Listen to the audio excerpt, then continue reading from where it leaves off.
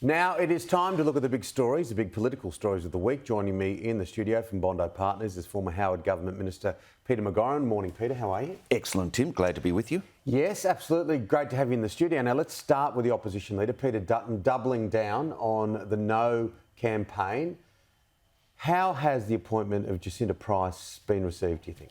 Very well received. Jacinta Price might be a new member of Parliament, but she's already had an impact because she gets back to basics, representing Indigenous problems and issues and attempts to solve them in a practical way. So it'll be a very good appointment for her professional career. I don't know that it will turn the dial on the Voice debate, though. Very strategic. Very much so, in line also with Kerrynne Liddle, who's an Aboriginal senator from South Australia in the Liberal Party, by both high-profile women, very qualified and credentialed and sincere and persuasive, taking the lead on a number of these Indigenous-specific issues, as well as, more generally, I think that represents the coalition in a very good light. But I still don't think either of them or both of them combined can change the fortunes of the coalition in regard to the Voice. Yeah, well, the polls have Anthony Albanese riding high. His approval rating in the Labor primary vote much higher than the election. Will that help the Voice? Do you think Very much, very much so. It's critical to getting the Voice across the line because he can draw on his political capital, Tim, and as you say, he's at the peak of his powers. The Liberal Party's primary vote's down to 28%, which is unheard of. The Liberal Party needs 41, 42% primary vote to win in an election because they don't get the preferences. They're a long way from getting back to government. Has he surprised you a bit, Albo?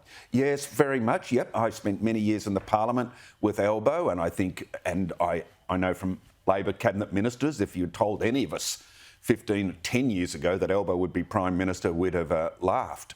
But he's led himself to the position with dogged determination.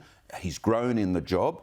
There's still a toughness to him that shines through on occasions. He's got it under control at the moment, but it could come out at any time because he's very partisan, make no mistake. He's an ideologue if you scratch the surface. But to be fair to him, he's what Australians want at the moment. Reasonable, calm, disciplined, and I can't fault him on national security and defence issues. He's made me proud as an Australian to be represented by him overseas. Yeah, without staying on it, it's authenticity as well. It's amazing how it's people who are authentic in whatever field are successful people. Now, just over a fortnight, we see this, the budget. What do you make, Jim Chalmers? Oh, this is fascinating, isn't it? Because there's a black hole on defence spending and it looks like they're preparing the Defence Forces and the public to rob Peter to pay Paul. They're going to cut back on the Army. The Army's armoured capacity and their announced investment. We've seen that this morning. We've seen that this morning. So, which I understand, and you, as Albanese said, we're not going to win a war fighting in armoured vehicles in Western Queensland. He wants the forward projection of power of nuclear submarines, aircraft, and other weaponry and hardware. But then there's the NDIS, the National Disability Insurance Scheme, black hole. Then there's the aged care and childcare, because they're both election promises, increase in wages and with 24-hour nurses and so on. So, look, this is really, really tough for the government.